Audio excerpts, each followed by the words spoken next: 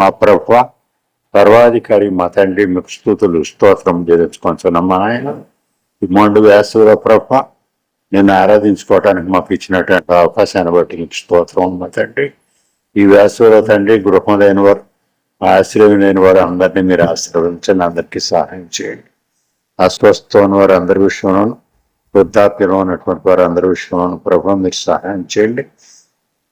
Sam చెప్పినటువంటి ప్రార్థనాంశాలు అన్నింటిలో ప్రభువా మీరు కృపను అనుగ్రహించండి, మీ ఆశీర్వాదం దయచేయండి. అందరి అవసరాల్లోనూ ప్రభువా మీరు కృపను అనుగ్రహించండి, అందరికీ సహాయం చేయండి. ఈ సమయమును ప్రభువా మీ కృపకు అప్పగించుకుంటున్నాం మా తండ్రి.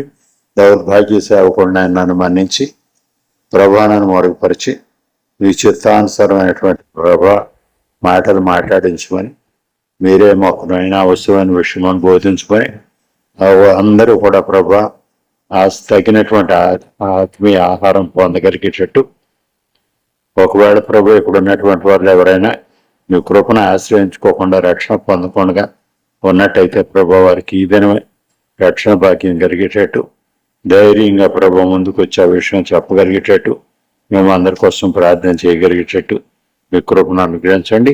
ఈ సమావేశం అంతట్లోనూ ప్రభు మీ నామమును గణపరుచుకొని మీరే సమస్తములను మహిమ పొందమని, అల్పులమైన మమ్మల్ని మరుగుపరచమని క్రీస్తు వారి పుణ్యనామం పేరిట వేడుకొంచున్నాం తండ్రి, ఆమేన్. ఈ సమయంలో నిర్గమకాండం చదువుకుంటున్నాం. మరి ఈ నిర్గమకాండంలో 19వ అధ్యాయం వరకు గత వారంలో చదువుకున్నాం. 20వ అధ్యాయం అంతట్లోనూ మరి దేవుడు ఆజ్ఞలు ఇచ్చాడు. ధర్మశాస్త్రం అన్నారు దీన్ని.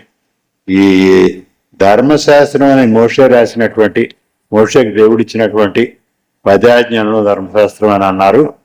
అలా కాకుండా మోషే రాసినటువంటి 5 గ్రంథాలని కూడా ధర్మశాస్త్రం అని అన్నారు. ప్రభువారి మాటల్లో ధర్మశాస్త్రం, కీర్తనలు, ప్రవక్తలు అంటున్నారు.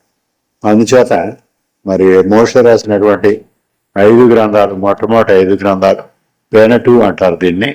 మరి పంచగ్రంథాలు అన్నటువంటి అర్థం హెబ్రీ భాషలో ఆ విధంగా పెనటు అని అంటారు. ఈ 5 గ్రంథాల్లోనూ కూడా మరి దేవుని సంకల్పాలన్నీ కూడా రాసుకొచ్చాడు మోషేకి ఏం తెలియదు. దేవుడు చెప్తే, దేవుడు రాయిస్తే రాశాడు, ఈ గ్రంథస్థం చేశాడు. 20వ అధ్యాయంలో 10 ఆజ్ఞలు ఇచ్చాడు ప్రభు. ఈ 10 ఆజ్ఞలను మనం తప్పనిసరిగా అనుసరించాలి అని, అందరూ అనుసరించాలి. మరి అందరూ అనుసరించడం కోసమే ఈ విషయాలు చెప్పబడ్డాయి. ఈ ఆజ్ఞలను మనం అందరూ కంఠస్థం చేయాలి, పిల్లలకు కంఠస్థం చేయించాలి. ఇక్కడ మొట్టమొదటి మనం అర్థం చేసుకోవాల్సింది ఏమిటంటే, ఈ ఆజ్ఞలు ప్రభువారు తన వేలుతో రెండు రాతి పలకల మీద రాసి మోషేకి అప్పగించారు. ఈ మొట్టమొదటి దానిలో 3 ఆజ్ఞలు ఉన్నాయి మొట్టమొదటి గ్రూప్లో. 2వ భాగంలోనేమో 7 ఆజ్ఞలు ఉన్నాయి. మరి అక్కడ 6 కనపడతాయి, కానీ 7 భాగాలుగా చేశారు దీన్ని.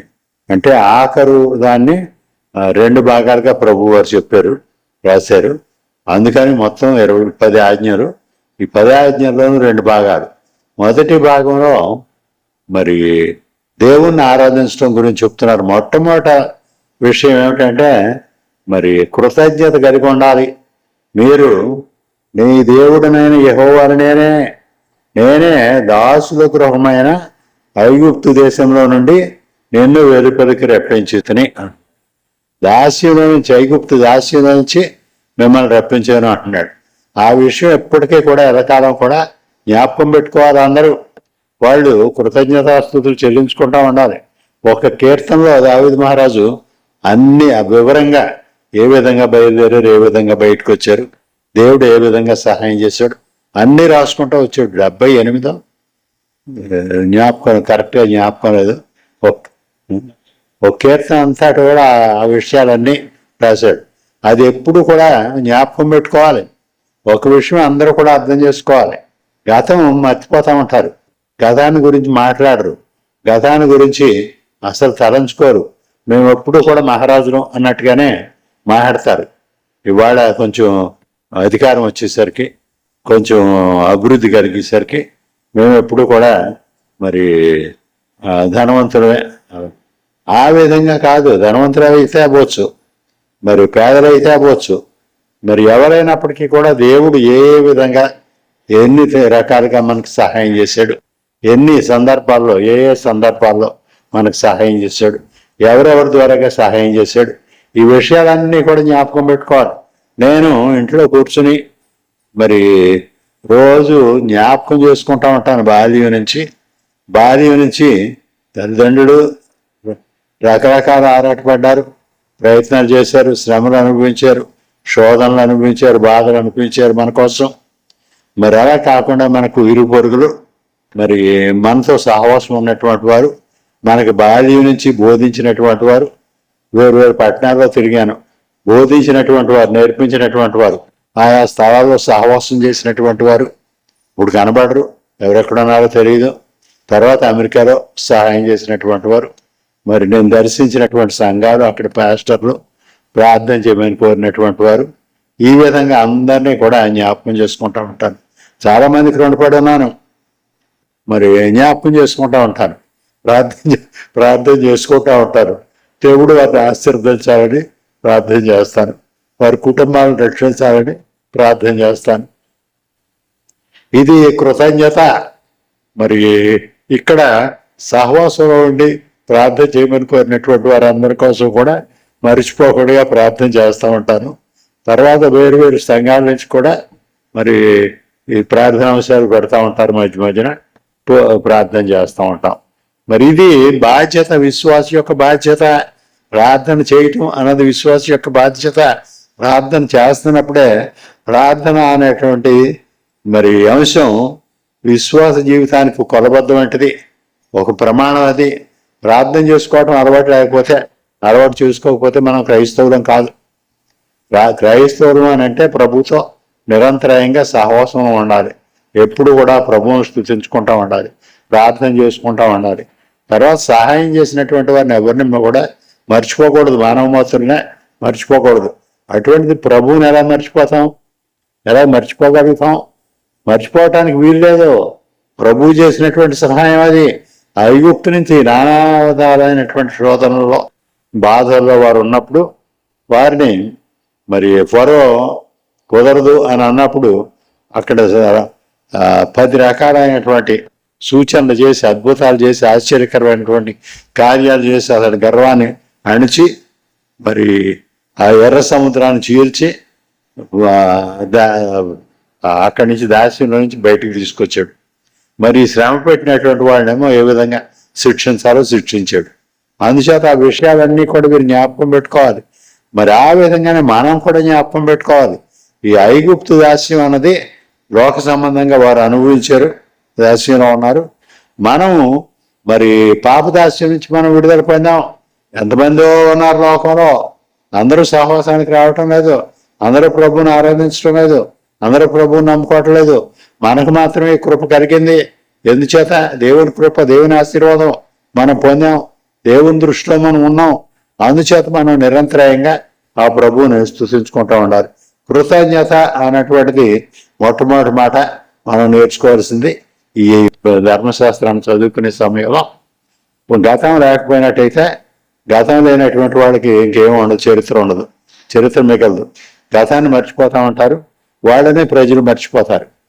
మరి ఆ విధంగా కాకుండా మనం గతాన్ని ఎప్పుడు జ్ఞాపకం పెట్టుకుని తగిన రీతిగా మన ప్రవర్తన చక్కదిద్దుకుంటూ మనం బ్రతికినట్టయితే అది దేవునికి మరి అది ఆశీర్వాద కారణం అవుతుంది, దేవునికి మహిమ కలిగిస్తుంది.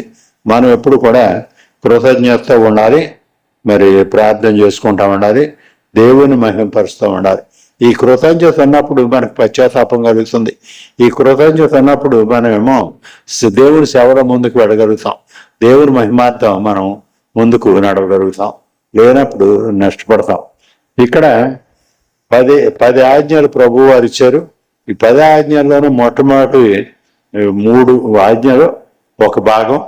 రెండవది మీరు చదివినప్పుడు బైబిల్లో మీరు చదవండి వివరంగా. 2 రాతి పలకలను దేవుడు ఇచ్చాడు అని ఉంది. 2 పలకలు.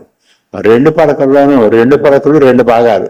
మొట్టమొదటి పలక మీద ఉన్నదేమో ప్రభువుతో మనకున్నటువంటి సంబంధం, ప్రభువుతో మనకున్నటువంటి మన బాధ్యతలు, ప్రభుతో మనం చేయవలసినటువంటి, ప్రభు కోసం మనం చేయవలసినటువంటి మన విధులు, మరి మన బాధ్యతతో కూడినటువంటి ఆశీర్వాదాలు ఇక్కడ ఉన్నాయి. మొదటి భాగం, ఈ మొదటి భాగంలో 3 విషయాలు చెప్తున్నాడు. మరి ఏమిటంటే, నేను దేవుణ్ణి, అంచేత నన్ను మాత్రమే మీరు ఆరాధించాలి, ఇంకేమి ఆరాధించడానికి ఇంకే విగ్రహాన్ని, ఏ పోలికను, మరి దేన్ని కూడా మీరు చేసుకోవడానికి వీల్లేదు, దాన్ని ఆరాధించడానికి వీల్లేదు అంటున్నాడు. నేను రోషము గల దేవుడను.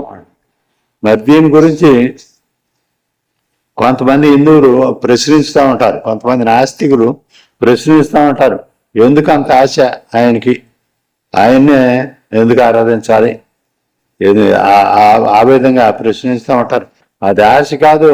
మనం ఆరాధించకపోయినా ఆయన ఆరాధ్యుడే, ఆయన ఎప్పుడు కూడా దేవుడే, ఆయనకి ఎదురేమీ ఉండదు, ఆయనకి దాటిన వాడు ఎవరు ఉండరు, ఆయన పోలినటువంటి వాడు ఎవరు ఉండరు. మరి ఆయనకేమో అవసరం లేదు, ఇవి అవసరం లేదు. కానీ మనలో మనల్ని పరీక్షించడానికి, మన విశ్వాసం బలపడటానికి, మనలో నిరీక్షణ శక్తి అలవడటానికి ప్రభువు ఆ విధంగా ఏర్పాటు చేశాడు. మన విధేయతను ప్రశ్నిస్తున్నాడు. ఇక్కడ మనం ప్రభువుని ఆరాధిస్తూ ఉన్నట్టయితే మనం విధేయతతో ఉన్నట్టు, మనకి ఆశీర్వాదం కలుగుతుంది. లేనప్పుడు మనం నష్టపడదాం. తర్వాత రెండవది ఏమిటంటే, మరి నన్ను ప్రేమించి నా ఆజ్ఞలు గైకొని వారిని 1000 తరముల వరకు కరుణించువాడనై ఉన్నాను, 1000 తరాల వరకు కూడా కరుణిస్తాను అంటున్నాడు. అందుచేత మరి మనకు మేలు చేసుకుంటున్నాం. దేవుని మీద ఆధారపడితే, దేవుని ఆజ్ఞను ఆచరిస్తే మరి మనం ఆశీర్వాదం పొందుతున్నాం, మనమేమో అభివృద్ధి చెందుతున్నాం. 1000 తరాల వరకు కూడా మన పిల్లలు ఎలాగుంటారో అని భయపడే అవసరం ఉండదు, మరి తర్వాత వాళ్ళు ఎలాగుంటారో అని భయపడే అవసరం ఉండదు. మరి దేవుడు అందరినీ కూడా ఆయన కృపలో భద్రపరుస్తాడు. తర్వాత రెండవది, నీ దేవుడైన యెహోవా నామమును వ్యర్థముగా ఉచ్చరించకూడదు. యెహోవా తన నామమును వ్యర్థంగా ఉచ్చరింపు వారిని నిర్దోషిగా ఎంచడు. నిర్దోషంగా ప్రభు ముందు ఉండాలి అని అంటే ఆ ప్రభు నామాన్ని గౌరవప్రదంగా ఉపయోగించాలి. పేర్లు పెట్టేస్తారు, యేసు అని, క్రీస్తు అని. పెద్దవాళ్ళు ఏదో తప్పు చేశారు, మనం పెట్టుకోకూడదు. అలాగా మనం పెట్టకూడదు మన పిల్లలకి. అలాగా మన పిల్లవాడికి యేసు అని పేరు పెడితే ఒరే అరే అంటాం, రా పోరా అంటాం. మరి ఆ విధంగా చేయకూడదు. ఆ ప్రభువు యొక్క ఆ నామాన్ని చాలా మరి జాగరూకతతో మనం ఉపయోగించుకోవాలి, దాన్ని ఉచ్చరించాలి. పుట్టునే మరి రారా రారా రారా అంటే పాటలు కూడా రాశారు. అది మంచి పద్ధతి కాదు. ఆ ప్రభువు నామాన్ని ఆయన మహిమ కోసం మనం ఉపయోగించాలి, పుట్టునే మాట్లాడకూడదు. మన సాక్ష్యంలో ఉపయోగించుకోవాలి, మన వాక్యపట్నంలో ఉపయోగించుకోవాలి. మరి అంతేగాని ఉట్టునే ఆ విధంగా మనం ఉపయోగించకూడదు. వ్యర్థంగా ఉచ్చరింపు వారిని నిర్దోషిగా ఎంచడు అడు. ఆ ప్రభువు నిర్దోషిగా చూడు. నిర్దోషమైనటువంటి నిష్కపటమైనటువంటి మన బ్రతుకులు కావాలి అని అంటే మనమేమో ఆ ప్రభు నామాన్ని వ్యర్థంగా ఉచ్చరించకూడదు. ఆయనేమో ఎప్పుడు ఆయనకి సాటి అయిన వాళ్ళు ఎవరు లేరు కనుక మరి ఏ విగ్రహాన్ని చేసుకోకూడదు. అందుచేత ఆయనను మనము మరి ఆ పూర్ణ ఆత్మతో, పూర్ణ హృదయంతో, పూర్ణ శక్తితో ఆయన ఆరాధించాలి, ఆయన ప్రేమించాలన్నది. ప్రేమించడం ఏమిటి, దేవుని ప్రేమించడం అంటే ఏమిటి, ప్రేమించడం ఏమిటి అని అడుగుతూ ఉంటారు ఈ విమర్శకులు. ప్రభువుని ఎదిగిన వాళ్ళు ఇటువంటి ప్రశ్నలు వేయరు, కానీ అడుగుతూ ఉంటారు. ప్రేమించడం అంటే మరి దేవుని ఏర్పాట్లను గౌరవించడం.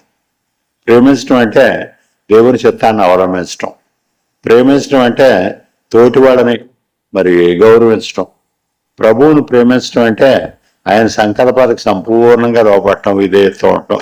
ప్రభువుని ప్రేమించడం అంటే ఆయన సహవాసాన్ని కోరుకోవటం, నిరంతరంగా ఆయన సహవాసాన్ని మనం కోరుకోవటం. మరి ఆ విధంగా మనం ఆ సహవాసాన్ని కోరుకున్నప్పుడు దేవుని ఆశీర్వాదం మనకు కలుగుతుంది. ఇవి బాధ్యతతో కూడినటువంటి మరి ఆజ్ఞలు, ఆశీర్వాదాలు. వీటిలో ఆశీర్వాదం ఉంది, మరి బాధ్యత ఉంది. దేవునికి అసహ్యమైన, దేవుడు అసహించుకునేది, దేవుడు ఇష్టపడింది ఏది మనం చేయకూడదు. దేవుడు ఇష్టపడేటటువంటి దాన్ని ప్రతిదీ మనం చేయాలి. మరి ఆ విధంగా చేయటంలో విధేయత ఉండాలి, యథార్థత ఉండాలి, మరి ఇతరులను గౌరవించడం ఉండాలి, తగ్గించుకునే స్వభావం ఉండాలి. నేను పండితుడిని అని నేను అనుకున్నట్టయితే అది నాకే నష్టం. నేను తగ్గించుకునే స్వభావం ఉండాలి, ఇతరులని గౌరవించాలి, ఎవరికి వారు ఆ విధంగా ఉండాలి. ఉన్నప్పుడు మనం ఆశీర్వాదం పొందుతాం. మరి కొంతమంది అడుగుతారు, మరి నేను ఏ విధంగా, నేను అపాత్రుడిని, నేనేమో పాపిని, ఆయనేమో మహాపరిశుద్ధుడు, ఆయన సర్వోన్నతుడు, ఆయనతో నేను సహవాసం ఎలా చేయగలను, నేను ప్రార్థన ఎలా చేయగలను, ఈ విధంగా ఆలోచిస్తూ ఉంటారు, ఈ విధంగా ప్రశ్నలు అడుగుతూ ఉంటారు. మరి ఆ ఆలోచన వచ్చింది అంటే దేవునికి దగ్గరగా వస్తున్నాడు. ఎవరైనా సరే ఆ ఆలోచన వచ్చింది అని అంటే పశ్చాత్తాపం అతడు హృదయంలో కలుగుతుంది. అతడు మారు మనసు పొందుతున్నాడు, రక్షణకు దగ్గరగా ఉన్నాడు. అందుచేత అతడి కోసం, అటువంటి వారి కోసం మనం ప్రార్థన చేయాలి. అటువంటి వారికి ఏమో చెప్పాలి, దేవుని ఏర్పాట్లను చెప్పాలి, మనమేమో నడిపించాలి వారిని. ఇక్కడ దీనిలో అటువంటి ఆలోచన వస్తే, ఆ విధమైనటువంటి తగ్గింపు వస్తే దేవుడు తప్పనిసరిగా సహాయం చేస్తాడు అని మన దైవ గ్రంథం చెప్తుంది. యెహెజ్కేలు గ్రంథం 36వ అధ్యాయం, యెహెజ్కేలు గ్రంథం 36వ అధ్యాయం 25వ వచనం నుంచి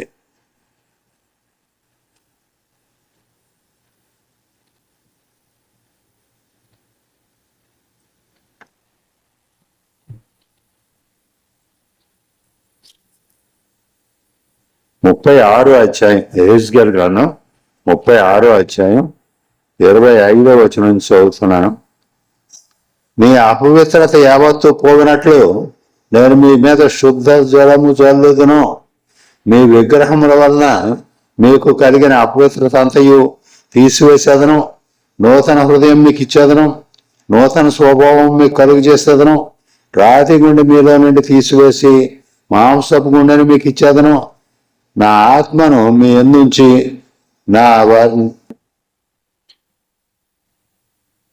నా కట్టడలను అనుసరించి వారిని గాను, నా వీధులను గైకొని వారిని గాను మిమ్మల్ని చేసేదను. నేను మీ పితరులకు ఇచ్చిన దేశంలో మీరు నివసించేదరు. మీరు నా జనుడై ఉందరు, నేను మీ దేవుడినై ఉందను. మనకు దేవుణ్ణి ఆరాధించాలి, దేవుని స్తుతించాలి, దేవుని ప్రార్థించాలి అన్న కోరిక మనకు కలిగిందంటే దేవుడు మనకేమో ఆసక్తి ఇచ్చాడు, మన హృదయాన్ని మార్చాడు. మరి మనమేమో అదే సంకేతం, దేవుడు మనల్ని పిలుస్తున్నాడు అన్నదానికి సంకేతం. అందుచేత మనమేమో ఆసక్తితో దేవుని వెంబడించాలి. శుద్ధ జలం చదువుతాను అని అన్నాడు, మీరు అపవిత్రత అంతా కూడా పోతుంది అన్నాడు. మరి అందుచేత మనం దేవుని మీద ఆధారపడాలి. దేవుడు శుద్ధి చేస్తున్నాడు మనల్ని. అందుచేత మనం దేవునితో ముఖాముఖిగా సహవాసం చేయొచ్చు, ప్రత్యక్షంగా సహవాసం చేయొచ్చు. దేవునితో మరి మధ్యలో యాజకులు లేకుండా కొంతమంది బోధించేటట్టుగా యాజకులు అవసరం లేదు. ఎవరికి వారే మరి డైరెక్ట్గా ఆ ప్రభువుతో సహవాసాన్ని మరి చేయొచ్చు, కోరుకోవచ్చు, ప్రార్థన చేసుకోవచ్చు, ఆయన సన్నిధానానికి ఎవరైనా వెళ్ళవచ్చు. తర్వాత మరి విశ్రాంతి దినాన్ని మరి తప్పనిసరిగా ఆచరించాలి అని చెప్తున్నారు. మనం చదువుకున్నటువంటి భాగంలో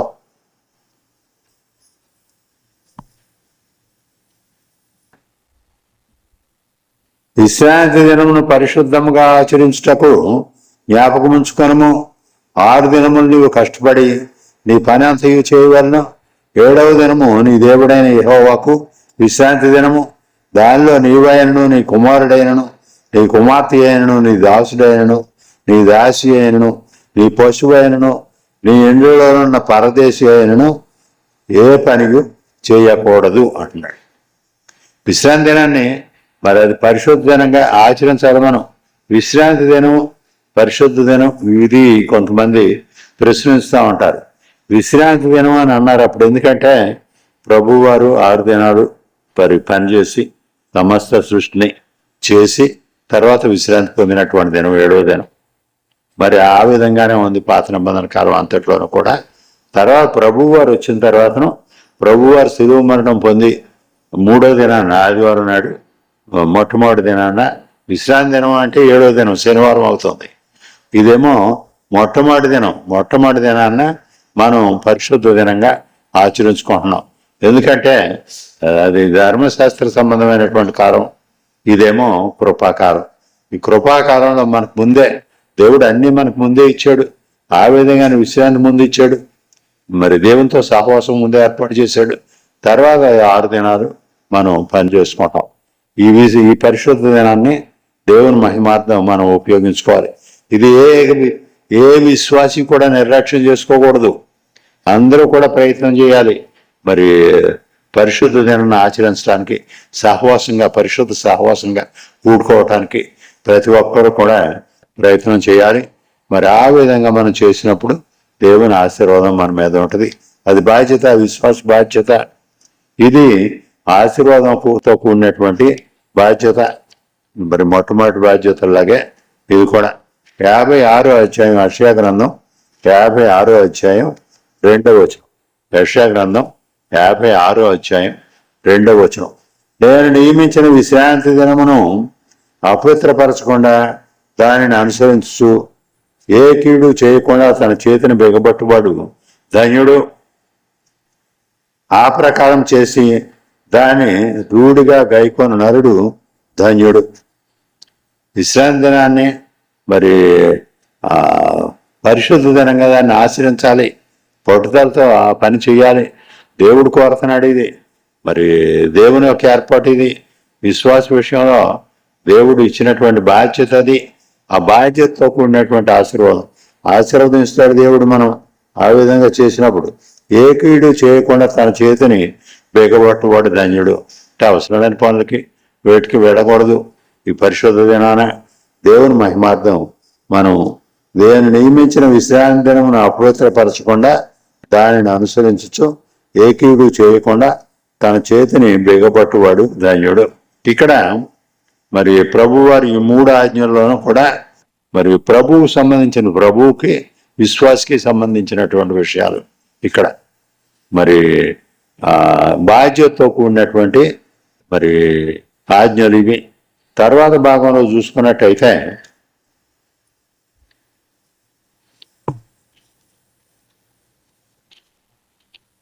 ఇక్కడ అన్నీ కూడా ఏమి చేయవలనో ఇవన్నీ కూడా పాజిటివ్.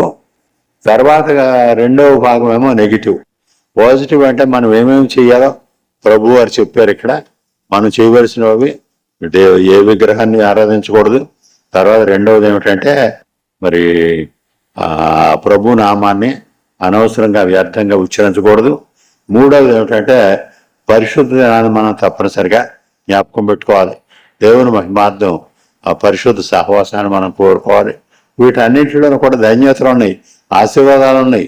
మనకు అభివృద్ధి కలుగుతుంది. ఆ ప్రభు మీద ఆధారపడితే మనం సంతోషంగా వీటిని ఆచరించగలుగుతాం. తర్వాత చూడండి యెషయా గ్రంథం 58వ అధ్యాయం ఇంకోటి మర్చిపోయాను నేను. యెషయా గ్రంథం 58.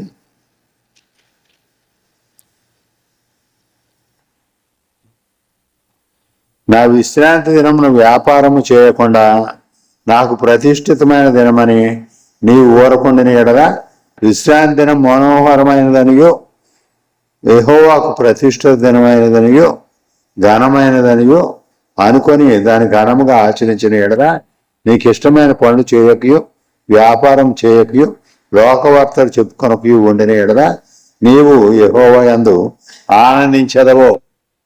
దేవుని సంకల్పాలని అనుసరించడం ప్రారంభించితే మనం ఆనందించడం మొదలు పెడతాం, ఆనందించగలుగుతాం. వాటిలో ఆశీర్వాదం ఏముంది, సంతోషం ఏముంది అనుకుంటారు ప్రభువుని ఎరగని వాడు అయితే. కానీ మనం ఆ దేవుని ఆజ్ఞలను అర్థం చేసుకుంటూ ఆ ఆజ్ఞను అనుసరిస్తూ ఉన్నప్పుడు మనం దానిలో మనకు సంతోషం కలుగుతుంది. నీవు యెహోవా యందు ఆనందించదువు, దేశం యొక్క ఉన్నత స్థలముల మీద నేను నిన్ను ఎక్కించేదను. దేవుడు మరి మహత్కార్యాలు చేస్తాడు. మరి ఆయన ఏది చేయాలంటే అది చేస్తాడు. ఎందుకు పనికిరాని వాళ్ళనేమో పండితులుగా చేస్తాడు. పండితులైనటువంటి వాళ్ళని అవసరం లేకపోతే వాళ్ళేమో దేవుని సంకల్పానికి వ్యతిరేకిస్తే వాళ్ళనేమో తృణీకరిస్తాడు, విడిచిపెడతాడు. అందుచేత మరి ఇక్కడ అదే చెప్తున్నాడు, నీ తండ్రి అయిన యాకోబు స్వాస్థ్యమును నీ అనుభవంలో ఉంచేదను. యాకోబు స్వాస్థ్యాన్ని అంతటినీ కూడా నీ అనుభవంలో ఉంచుతాను అంటున్నాడు. యెహోవా సెలవిచ్చిన వాక్కు ఇదే. మరి యాకోబు స్వాస్థ్యం మనకెలాగ వస్తుంది అని అనుకుంటారు. విశ్వాసుడి తండ్రి అయినటువంటి అబ్రహాం నుంచి యాకోబు వచ్చాడు. మరి ఆ విధంగానే మనం కూడా విశ్వాసులకు అందరికీ కూడా తండ్రి అయినటువంటి అబ్రహాం సంతానమే. విశ్వాసం మూలంగా మనమేమో ఇశ్రాయేలీలమే, నూతన ఇజ్రాయేలు అని అంటున్నారు దైవ గ్రంథంలో. మనం ప్రభువుని ఎరిగినటువంటి వారు అందరూ కూడా ఇజ్రాయేల్కి సంబంధించినటువంటి వాళ్ళే, నూతన ఇజ్రాయేలు. అదేమో మరి పురాతన కాలం నుంచి ఉన్నటువంటి ఇజ్రాయేలు. మరి వారు తిరస్కరించినప్పుడు దేవుడు మనల్ని నడిపించాడు. మరి దేవుని చిత్తంలో మనం కూడా, మరి దేవుని ఏర్పాటులో మనం కూడా ఇజ్రాయేలే, నూతన ఇజ్రాయేలే, అబ్రహాం సంతతి. దేవుని మహిమార్థం మన మీద ఆ ఆశీర్వాదాలు ఉంటాయి. మరి ఈ విధంగా దేవుని మీద ఆధారపడితే దేవుని ఆశీర్వాదం మనం పొందుతాం, అభివృద్ధి చెందుతాం, లేకపోతే నష్టపడతాం. ఇక్కడ ఒక మాట చెప్తాను. ఇర్మియా గ్రంథం 35వ అధ్యాయం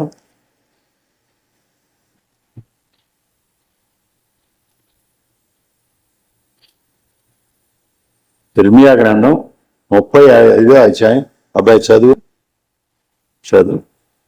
35వ అధ్యాయం 35వ అధ్యాయం మొదటి నుంచి.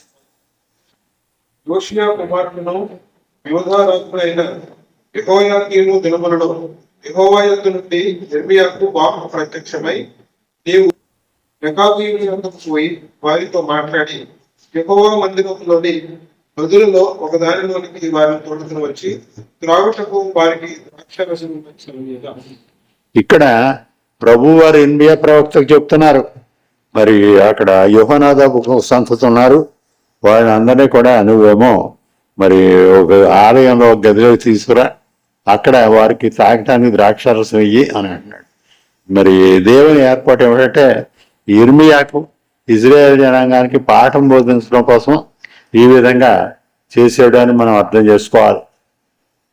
అక్కడ ఇక్కడ చెప్తున్నాడు, ఈ రేఖాబీయులు అని అంటున్నారు. రేఖాబీయులు అన్నటువంటి వారు ముందు మరి కేనైట్స్ అని అన్నారు. ఈ కేనైట్స్ అన్నటువంటి వారిలో నుంచి ఈ రేఖాబు అన్నటువంటి ఆయన వచ్చాడు. ఈ రేఖాబీయులు అని అంటున్నారు. ఆ సంతతి అంతటినీ కూడా రేఖాబీయులు అని అన్నారు. మరి ఈ రేఖాబీయులు సంచారి జాతికి సంబంధించినటువంటి వారు. వారు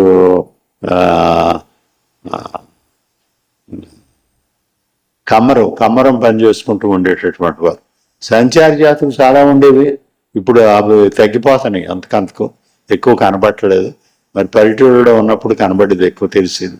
గాడిదలను దూరుకుంటూ వెళతారు కొంతమంది, కొంతమంది పూసలు అమ్ముకుంటూ వెళతారు. మరి వాళ్ళు ఒక రోజు ఒక చోట ఉంటారు, ఒక రోజు ఒక చోట ఉంటారు, ఒక చోట ఉండరు. వాడు స్థిరమైనటువంటి నివాసం ఉండదు. ఆ రకమైనటువంటి వారు వీరు యూదులు కారు, కానీ యూదులతో చేరి సహవాసంలో ఉన్నారు. యూదుల దేవుడు మరి ఆయనేమో మరి నిజమైనటువంటి దేవుడు, ఆయనే లోకరక్షకుడు అని వారు అర్థం చేసుకున్నారు. మీకు జ్ఞాపకం ఉంటుంది, మరి మోషే గురించి చదువుకున్నప్పుడు మోషే మాంగారు ఇత్రో అని చెప్పుకున్నాం. ఈ ఇత్రో అన్నటువంటి ఆయన పేరు రఘువేలు, ఇత్రో అని అన్నారు. రెండు పేర్లు ఆయనవే, ఇత్రో అన్న రఘువేలు అన్న.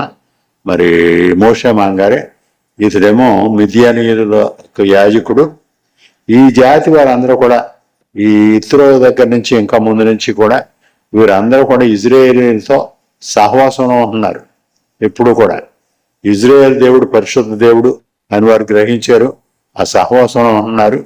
మరి వీరితో కూడా ఉన్నారు. వీరి తండ్రి ఇక్కడ చూడండి, ఇక్కడ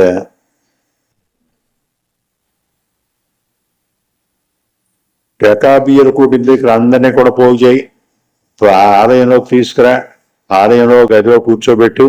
అక్కడేమో వారికి ద్రాక్షారసం ఇయ్యి, ద్రాక్షారసం ఫుల్గా అక్కడ పెట్టు, వారు తాగుతారు, ఆయన త్రాగించు అని చెప్తాడు ఇర్మియా ప్రవక్తకి.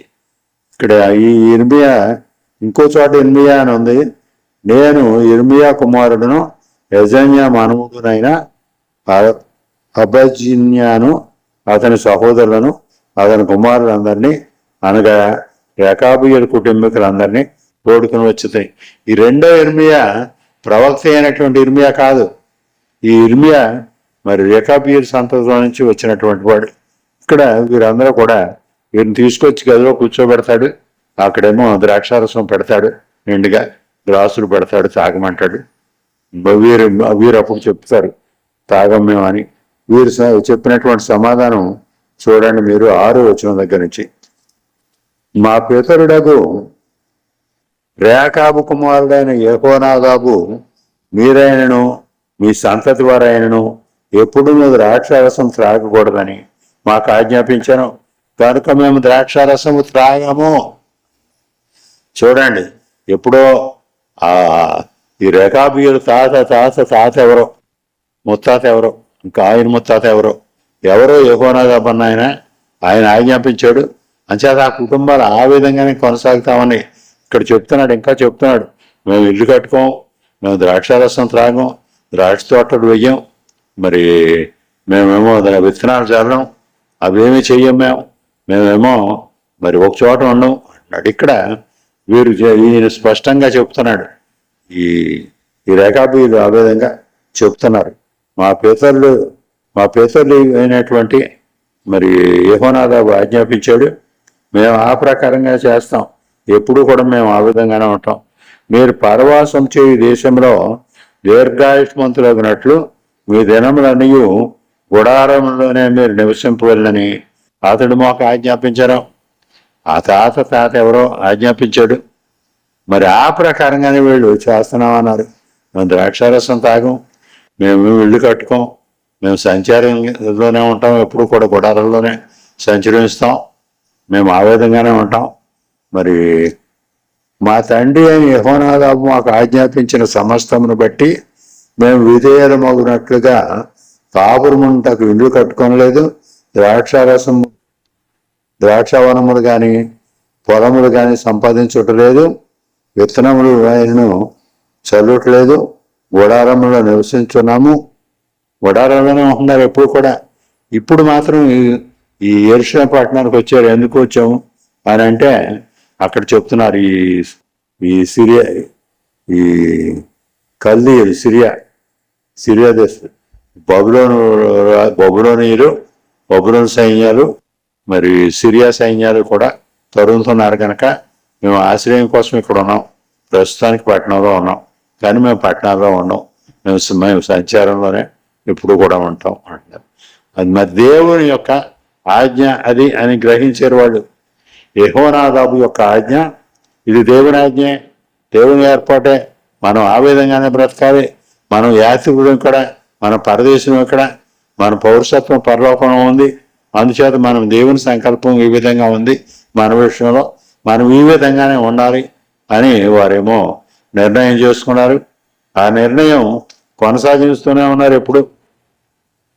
అందుచేత 19వ వచనం చూడండి. కాబట్టి ఇశ్రాయేలు దేవుడును సైన్యములకు అధిపత్యకు యెహోవా సెలవిచ్చున్నదేమనగా, నా సన్నిధిలో నిలుచుటకు రేకాబు కుమారుడైన యెహోనాదాబునకు సంతతి వాడు ఎన్నడూ ఉండక మానడు. దైవ సన్నిధిలో యెహోనాదాబు సంతతి వాడు ఎవరో ఒకడు ఉంటారు, ఎప్పుడు ఉంటారు అని దేవుడు ఆశీర్వదిస్తున్నాడు. ఇది మొదటి భాగం. ఇదేమో దేవునికి విశ్వాసకి సంబంధించినటువంటి ఆజ్ఞలు, బాధ్యతతో కూడినటువంటి ఆశీర్వాదాలు వీటిలో ఉన్నాయి.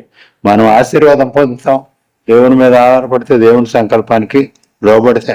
తర్వాత 7 ఆజ్ఞలు ఉన్నాయి. అవన్నీ కూడా మరి ఇవి చేయకూడదు అని చెప్పారు. మొట్ట భాగం అంతా కూడా ఇవి చేయకూడదు అని చెప్పారు, చేయాలి అని చెప్పారు మొదటి భాగంలో. మీరు ఈ విధంగా చేయాలి. మరి రెండవ భాగంలోనేమో 10 ఆజ్ఞల్లో రెండవ భాగంలో అంటే 7వ వచనం దగ్గర నుంచి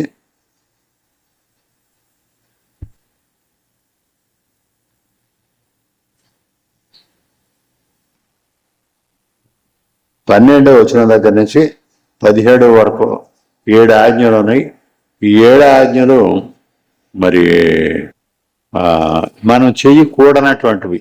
ఇవి చేయకూడదు. ఇవి నరహత్య చేయకూడదు, వ్యభిచరింపకూడదు, దొంగిలకూడదు, నీ పొరుగువాని మీద అబద్ధ సాక్ష్యం పలకకూడదు, నీ పొరుగువాని ఇల్లు ఆశింపకూడదు, నీ పొరుగువాని భార్యనైనను, అతని దాసునైనను, అతని దాసినైనను, అతని ఎద్దునైనను, అతని గాడిదనైనను, నీ పొరుగువానిలకు దేనినైనను ఆశింపకూడదు అని చెప్పాను.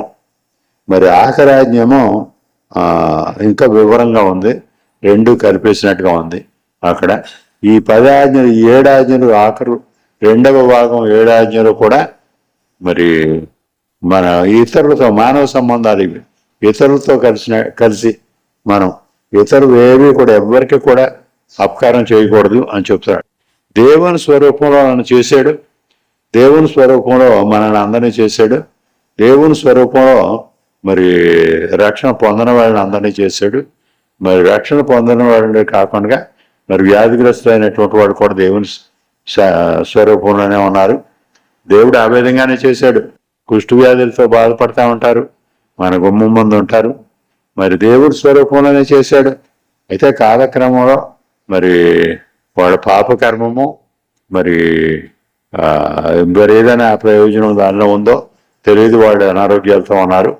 ఎవరైనప్పటికీ కూడా దేవుని స్వరూపంలో చేయబడినటువంటి నేను, దేవుని స్వరూపంలో చేయబడినటువంటి ఇంకొకరికి నష్టం కలిగించకూడదు, అపకారం చేయకూడదు, ఎటువంటి నష్టం వాళ్ళకి కలగకూడదు, ఏది కూడా నేను ఆశించకూడదు.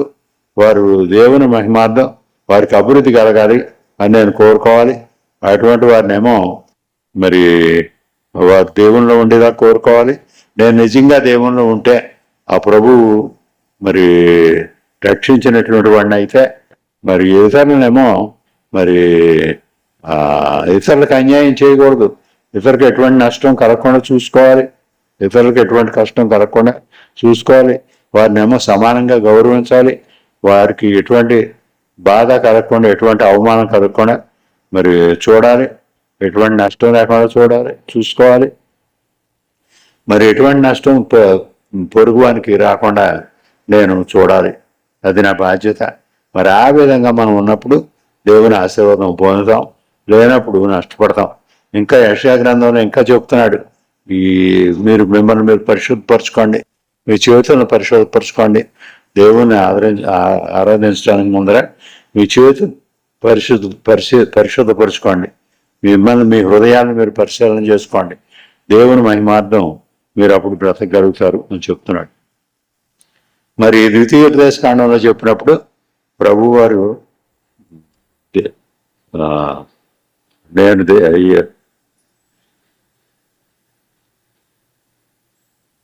నీ దేవుడగు యెహోవా అద్వితీయుడగు యెహోవా, ఆయనేమో పూర్ణ మనసుతో, పూర్ణ హృదయంతో, పూర్ణ మనసుతో, పూర్ణ శక్తితో మీరు ఆరాధించాలి, ప్రేమించాలి. మరి ఇదే విషయాన్ని ప్రభువారిని మార్కు సువార్తలో ఉంది. ప్రభువారిని ఒక శాస్త్రుడు ఒక ఆయన అడుగుతాడు, ఏమిటి అని, ఏది ముఖ్యమైన ఆజ్ఞ ఏది అని అడుగుతాడు.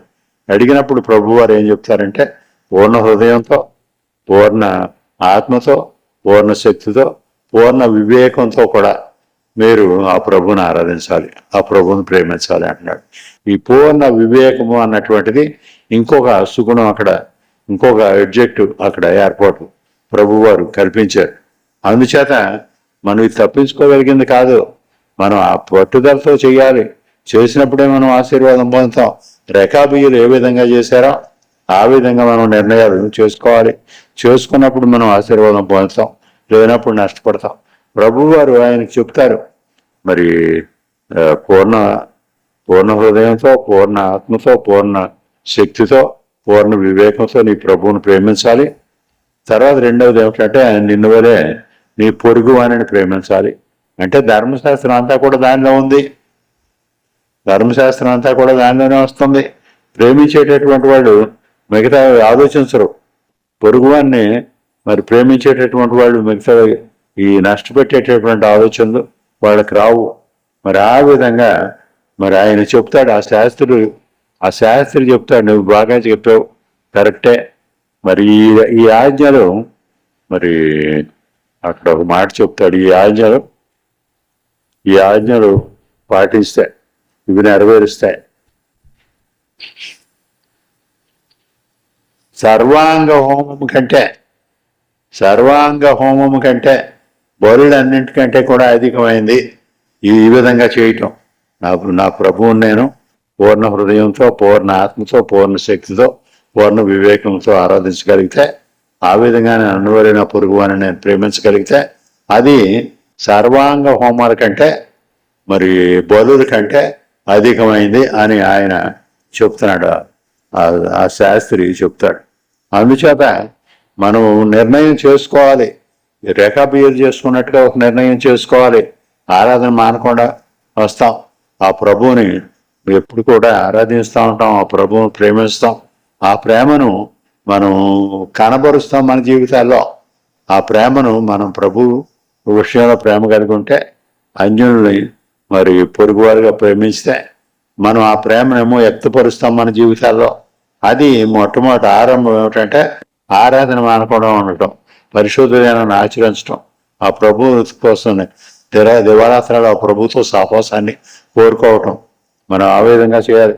ఇది మరి మేకా ప్రవక్త ఇదంతా కూడా 2 మాటల్లో చెప్పాడు. ఈ ధర్మశాస్త్రం అంట ప్రభువు మన దగ్గర నుంచి ఏం కోరుతున్నాడంటే, మనుషుడా ఏది ఉత్తమమో నీకు దేవుడు తెలియజేశాడు కదా, న్యాయంగా నడుచుకోవటం, కనికరాన్ని ప్రేమించటం, దేన మనసు కలిగి నీ దేవుని ఎదుటి ప్రేమించటం.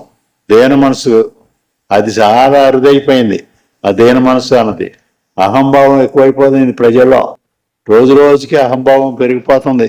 అందుచేత ఈ అహంభావం ఉండకూడదు, దేన మనసు కలిగి ఉండాలి, ఆ ప్రభు ఎదుట దేన మనసు కలిగి ఉండాలి, ఇతరులతో కూడా ఆ విధంగానే ఉండాలి, తగ్గించుకునే స్వభావం అలవర్చుకోవాలి, న్యాయంగా నడుచుకోవాలి, కనికరాన్ని ప్రేమించాలి. మనం ఆ విధంగా చేసినప్పుడు దేవుని ఆశీర్వాదం మనం పొందుతాం. మరి తర్వాత విషయాలు వచ్చి వారం చదువుకున్నాం, సమయం అయిపోయింది. అందరూ వచ్చినందుకు సంతోషం, అందరికీ వందనాలు.